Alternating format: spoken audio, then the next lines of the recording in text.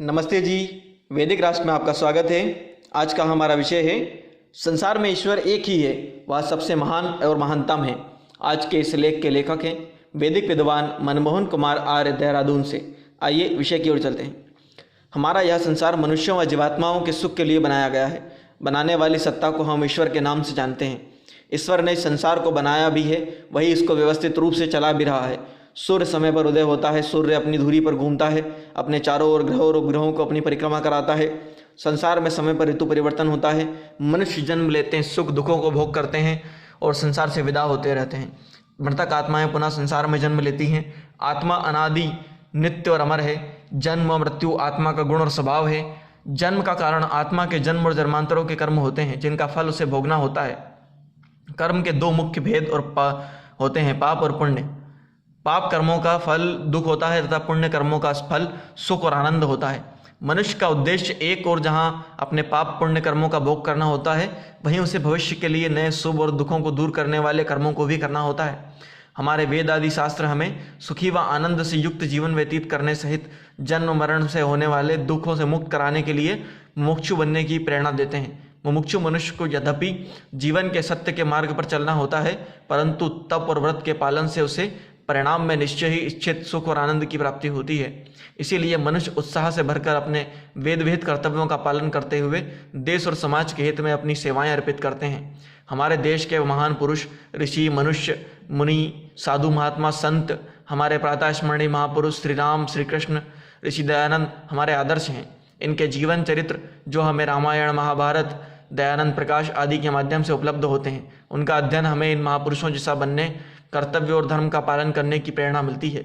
ऐसा करके हम अपने जीवन के लक्ष्य के निकटतर होते जाते हैं और ईश्वर की व्यवस्था से हमें अपने प्रयत्नों के अनुरूप अभिष्ट सुखों का कल्याण की प्राप्ति होती रहती है।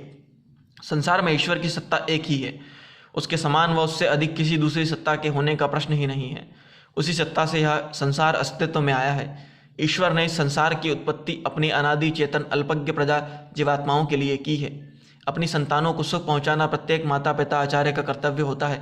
ईश्वर ने भी माता पिता और आचार्य के समान अपने कर्तव्यों को इस सृष्टि की रचना करते हुए निभाया है। बहुत ही सहज रूप में ईश्वर इस सृष्टि का संचालक कर रहा है। ईश्वर के सभी कार्यों में हम श्रेष्ठता और उत्तमता के दर्शन करते हैं। उसका बनाया सूर्य, चंद्र, पृथ्वी वस्तु पदार्थ, उसमें अग्नि, जल, वायु, आकाश सभी उत्तम है।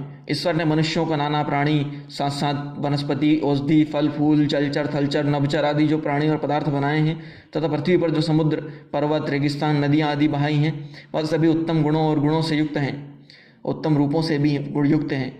उनसे मनुष्य जाति और संसार को होने वाले लाभों का विचार करते हैं तो विवेकी मनुष्यों का सिर ईश्वर के चरणों में छिप जाता है। ईश्वर सचमुच महान और अद्वितीय है। उसके समान संसार में हमारा मित्र और सखा दूसरा कोई नहीं। वह हमें प्रत्येक क्षण उपलब्ध रहता है। हम जब चाहें उसकी भक्ति और उपासना कर सकते हैं।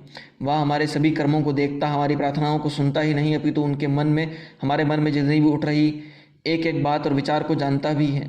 हम जब दुख में होते हैं तो असली सांत्वना ईश्वर ही देता है और कुछ समय के बाद ही हम अपने छोटे बड़े सभी दुखों से उबर जाते हैं। ईश्वर के सभी मनुष्यों व जीवों पर अनादिकाल से अनंत उपकार किया है। ईश्वर ने हमसे अपने उपकारों के लिए कभी कुछ मांगा ही नहीं।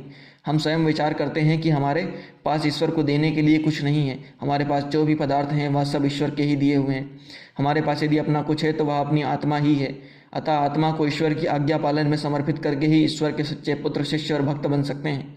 हमने सभी महापुरुष हमारे जो भी हैं, राम, कृष्ण, ऋषि दयानंद जी आदि के जीवन में यही देखा कि वह ईश्वर की आज्ञा पालन के नतमस्तक रहे। उन्होंने मानव जाति के उपकार के लिए अपना पूरा जीवन लगा दिया। अपने लिए उन्होंने कभी कोई अनुचित कार्य नहीं किया।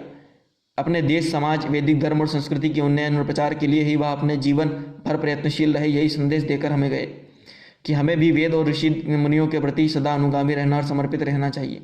हमें वही काम करने हैं जो हमारे आदर्श पूर्वज राम, कृष्ण, दयानंद आदि की दृष्टि से करते रहे। आज संसार जिस स्थिति में है, उन सब समस्याओं को दूर करने के लिए सबको मिलकर वेद प्रतिपादित ईश्वर की शरण में आकर वेदानुकूल पुरुषार्थ कर विश्व का कल्याण करना होगा। यही सत्य मार्ग है जिस पर चलकर मनुष्य का अभ्युदय होने सहित विश्व का कल्याण होकर मनुष्यों को निःश्रेय का सुख प्राप्त होता है। ऋषि दयानंद ने हमें ईश्वर के सत्य स्वरूप से परिचित कराया है।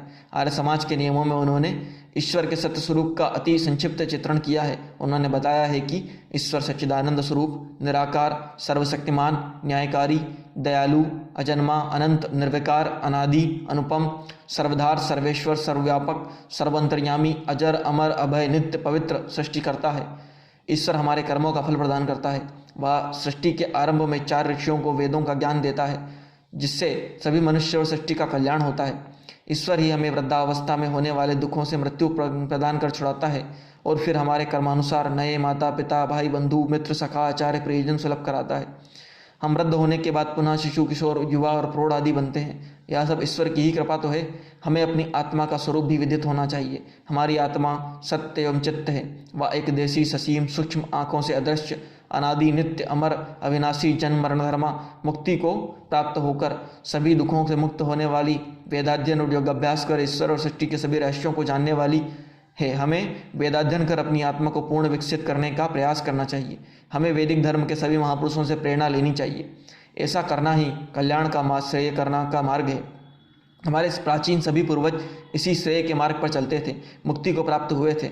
उनके वंशज होने के कारण हमें उन जैसा ही बनना चाहिए। हमें पश्चात भोगवादी संस्कृति की नकल ना करके वेद और ऋषियों से ही प्रेरणा लेनी चाहिए।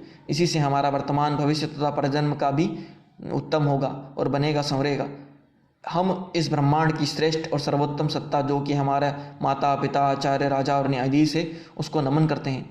ईश्वर कृपा कर हमारी बुद्धियों को श्रेष्ठ मार्ग पर चलाए और हम श्रेष्ठ आचरणों से युक्त हों। ओम। प्रस्तुत लेख के लेखक थे मनमोहन कुमार आर्य, देहरादून से। आइए इसी तरह के और वैदिक लेखों के लिए वैदिक राष्ट्र यूट्यूब चैनल को लाइक कीजिए, शेयर कीजिए, सब्सक्राइब कीजिए, बेल आइकॉन की घंटी को दबा दीजिए ताकि जब भी कोई नया वीडियो आए उसकी अपडेट सबसे पहले आप तक पहुँचे। धन्यवाद।